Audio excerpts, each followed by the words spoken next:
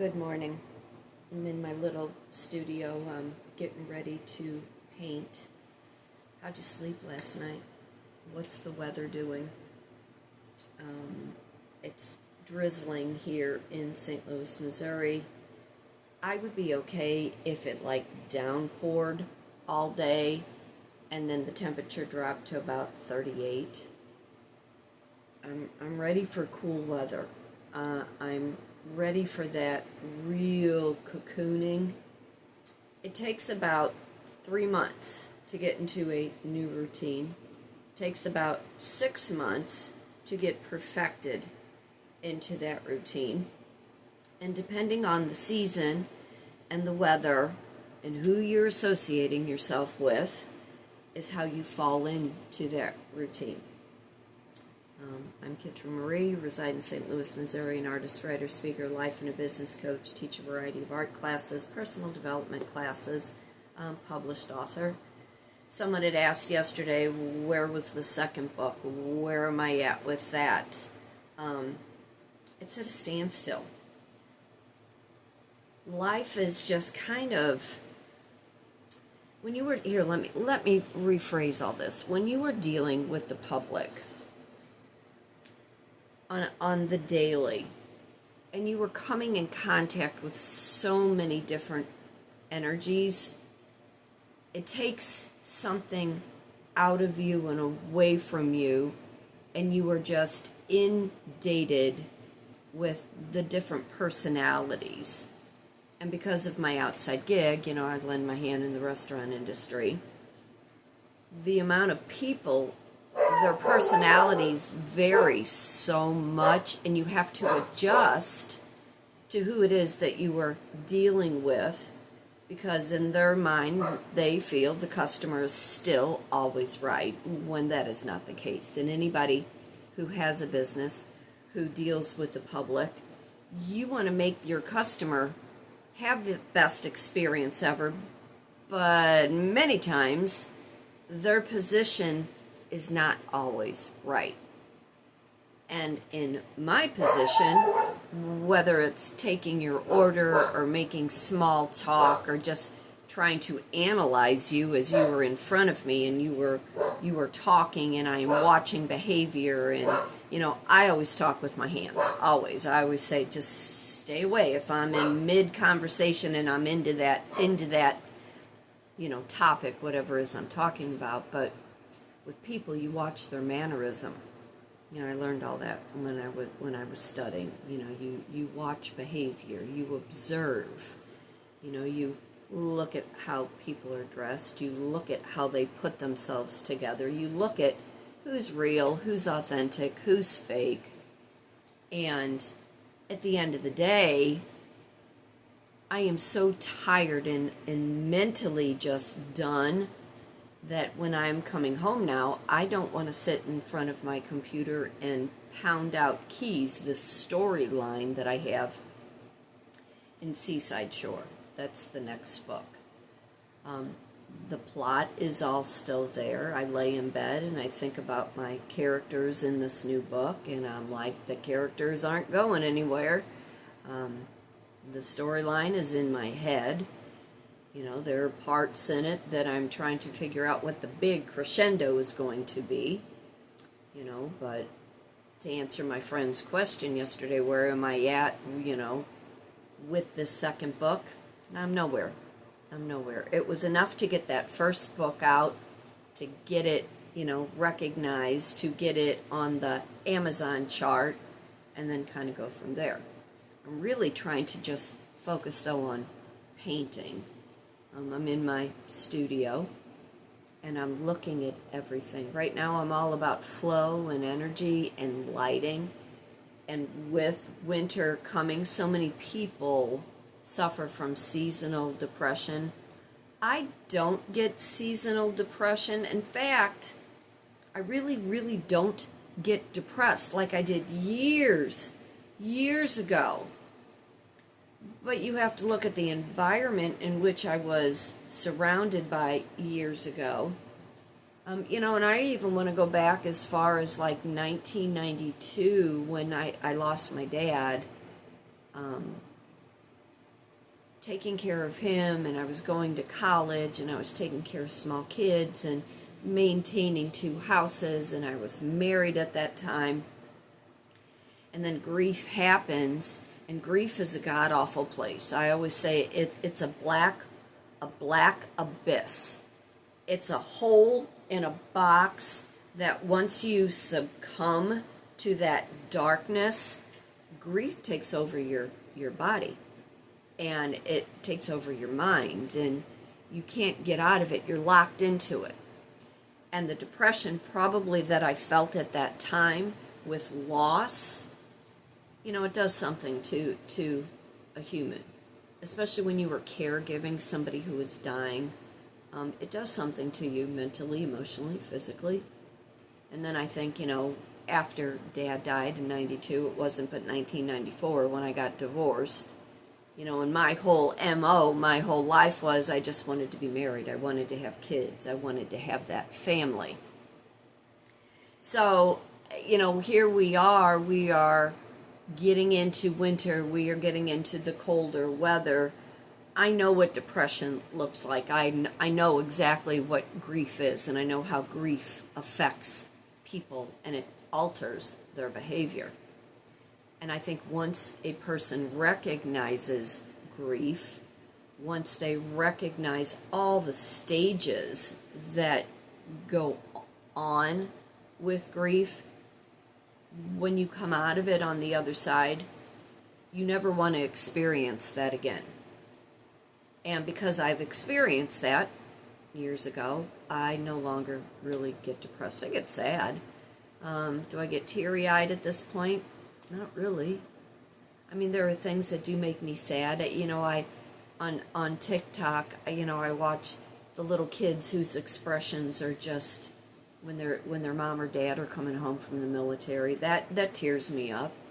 Anything about a pet and a baby, you know, that kind of does something to me, because I am all about babies. All about babies. Somebody had said to me not too long ago, and I know I am like getting all off on a tangent here, but someone had asked me at this point in life, would I adopt? If the circumstances, needless to say, were completely different, you know, if I knew I was financially well off, if I knew I was in a different home, can't do anything in this shoebox anymore, which will lead me into where I'm going with this, you know, depression thing and winter and sadness and lighting. But if circumstances changed, you always have room in your heart. You do. If you are a good person and you just love to love, there is always room in your heart for a child. Always. And I think probably, too, anybody who has had a loss of any kind, with a miscarriage or losing a baby or losing a child, or you have that special, you have that special place. You have that hole within you. So, you know, I deal with a lot of different people, and I listen to their stories, and, you know, I know we're going into winter, and I know depression is so, you know, prevalent. Lighting. Let's talk about lighting. You know, I'm in my studio where I teach my one-on-one painting class. It's a private lesson, $65. First class, I provide materials. Anything after that, you provide the materials. If you want to be a painter, you need to have your own supplies. Lighting says a lot. Not only as the painter who needs the bright and the light, but the bright and the light change your mood, changes your personality. You know, when you have that energy and flow and you can maneuver, you feel light. You feel like you're not burdened, and you're not, you know, held under something. This room here, my little studio, it's not very big. It's probably 11 by 9 feet. It's not very big at all. I have way too much furniture in here. I have an antique couch. I have an antique hutch. I have my sewing machine with my antique desk. On my little dresser drawer over here, it's got fabric. Every drawer is shoved and stuffed with fabric. I have a bookshelf over there of all of my college study things.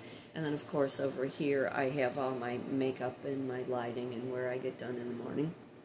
I took out my square table that was in here to put into the kitchen because I know I'm going to be baking and cooking a lot more. As you have seen with my other videos, kind of taking you along as I am, getting back into cooking and doing demos like that. But I have this small round table that is not functional at all. And I'm thinking this morning I need to probably get one of those, I think they were called poker tables. It's square, and then it has the things, the sides that lift up to make it bigger, because I just need a little bit more space. This antique couch, I had this vision in my head. Now, this also used to be my photography studio way back. Moms and little kids would come here and we do a mommy and me session, drinking tea and dress up and so on and so forth. That was very fun. And I had bought this antique couch and the round table was suffice. But wear and tear with the dogs and wear and tear of just life, and I clutter. I've got my collection of Raggedy Ann and Andy's over here because that was my favorite doll as a child. I have my vision board in front of me. You surround yourself when you have a room that you are comfortable in, a room that you want to be creative in. You need to have that familiar comfort, and with weather changing, being with energy and flow, you want to have the right conditions so you're able to express yourself the best way that you know how. And because I'm trying to create these new routines and trying to find a new direction to go so I can lean out of food and beverage, I'll always have my hand in something. I will always help where I am needed, but I want to get back to teaching. I want to get back to my life coaching. I want to get back to my business coaching, where I teach creative-minded women how to take their gifts, their talents, learn to monetize their hobby. Because it starts with a dream. It starts with being creative and knowing you need to have that routine in order to be happy, in order to be successful, in order to have something to fall back on to make money. Like I said in my video last night, come January, February, March, the restaurant industry takes a terrible dive. And those of us who have small businesses and side hustles, we lean back towards those to make up the difference. And in my business coaching class, I'm one of those, God forbid something happened to you and you cannot do your job. What is it that you can fall back to that you're good at, it like second skin, and you're able to make up that difference in your income so you never have to go without? Because that is a god-awful feeling when the ground is falling underneath you and you are doing everything in your power to stay afloat, and people want to come at you because they feel you're not doing enough because they don't live in your shoes. They don't live in your head. They don't know your routine. They don't know your gift. They don't know your talent, and they don't know how to utilize what they know how to do, so yet they will criticize you for not doing enough. Talk about all that in my life coaching class, putting a vision board together. The vision board, it's based on how you grew up. What was your environment and how were you the product of it? We talk about your influences, we talk about your family, we talk about what you were made to believe versus what you no longer believe at all. And you understand where control came in order to keep a very functional, chaotic, drama-filled life. And now you're looking back and you're like, why is my life not working? You've outgrown all that, but all those bad tapes are still locked into the hippocampus, part of your brain that holds on to, all those emotions and all those memories and all that traumatic chaos. I'm not a doctor, not a psychiatrist, not a psychologist. Don't claim to be one. they're art projects. It's a cut and paste. Let's talk about where you want to go. You want to talk about travel. You want to talk about food. You want to talk about your family. You want to talk about how you live. You want to talk about health. I'd be happy to listen to your health story, because we all have a health story. Again, I was saying to somebody yesterday, there was a female incident that had happened to me prior to me having sepsis, 2011. And I was telling my doctor, hey, I know my body, I know this is what's going on, this is what is happening, and she refused to listen to what I was saying, or refused to run the tests to back up what I knew to be true in my own body.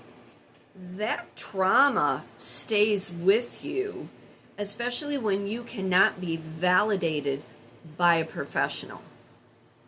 I want to know your health story, and what are you doing on that road to recovery? Are you still stuck in that diagnosis, or are you looking at that prognosis and how far you can come, how you can be a healthier, happier person, again, with energy and flow, being creative, getting outside of that logical part of your life that everybody constantly says you need to live. You need that paycheck. You need that income. You need that 9 to 5. You need that corporate structure. I fall on that whole other side. Once you learn how to make that happen outside of that box that society wants to put you in, you will never look at anything again the same way. Talk about that in all of my classes. Don't mind my little hair here this morning. Like I said, it is early. It is Saturday morning. It is October 18th. I do plan to make bread this afternoon. I made my soup last night. It was absolutely fabulous. Absolutely fabulous. The kid loved it. Like I said, I'm waiting for the rain to come today. I do see the sun is shining a little bit. I'm going to get started on this painting. But I want to ask, before I get off of here this morning, what is the things that you are missing in your life? What are the things that you wake up and you want to do something different, but you don't know where to go because you are in a functional free state?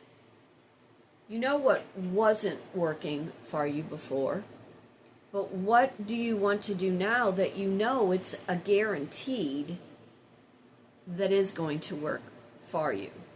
And what is it that you were missing in your life that you were willing to alter anything that you do to get you on that new path, that new road, that new hobby, that new way of thinking, that new way of living? We grieve the things that we no longer do. The things that we grieve keeps us in this depression because that life no longer is. But what can you do to provide a new life for you? Hold on, I got a frog in my throat all of a sudden. Excuse me. What can you do? What can you do to get out of that grief and that sadness of that life that you no longer live? And you can carry parts of that old life into the new life, but if you know something didn't work before, why would you bring it forward? Why would you bring it with you? This I will say. I love to travel. Love to travel. And everyone knows the issue with my car. I love to get in my car. I love to drive for hours and hours and hours. I love to be able to experience new adventures, and I can talk to anybody, and I don't mind being alone going to these places, but I miss having that person to go along with me to experience that. I miss that dialogue of just general talk, nothing real important, but yet a little more than, superficial. I miss the laughter and the silliness. To be human, you're supposed to be surrounded with people who get you, people who understand who you are, and they can't get enough of you. Do you have that? And if you had that, are you missing it? And what happened that you no longer have that, and what can you do to get that back in your life? We talk about that in my life coaching class. We talk about all those relationships, those family dynamics. What are you missing, and are you grieving because you no longer have that? Or can you come out of your functional freeze to understand how you got yourself in that position and what you can do now to get out of it, to move forward? I'd love to hear. Tell me, leave a comment. What are you missing? What are you needing to do for yourself? What expression can you make and take to get out of that logical part to create new routines? It takes 3 months. 3 months to start a new habit. It's 6 months to get into a new routine. You are the only one that is holding you back. You are the only one that is keeping yourself limited to whatever it is that you are afraid to get out of. If you are suffering in grief, from grief, remember, grief has stages. There are different variants of grief. You're never supposed to live there. You're never supposed to stay there. And you're never supposed to reflect back to that time other than what happened. You experienced it. You learned from it. You grew from it. You healed from it. And now you can be an inspiration to somebody else to allow them to know grief is not a place you're supposed to stay. It's something you feel, you work through it, and then you move forward. But I am Kitryn Marie, an artist, writer, speaker, life and business coach, reside in St. Louis, Missouri. Would love to have you in any of my classes. Reach out, kitrynmarie@gmail.com. I'm going to work on this painting. I think I'm going to do Candyland kind of painting here. Still kind of working on image and concept and house and all the good things that will go with it. But be thankful, be happy for everything. Remember, fate turns on a dime, and it is up to you to decide what side of the coin you want to be on. Enjoy your day, whatever the weather is outside. Enjoy it. Try to get out and walk in it. Bundle yourself up as the weather is getting cooler. Start that new routine. Work on your health. Work on your own personal happiness. Take care, and I'll see you real soon.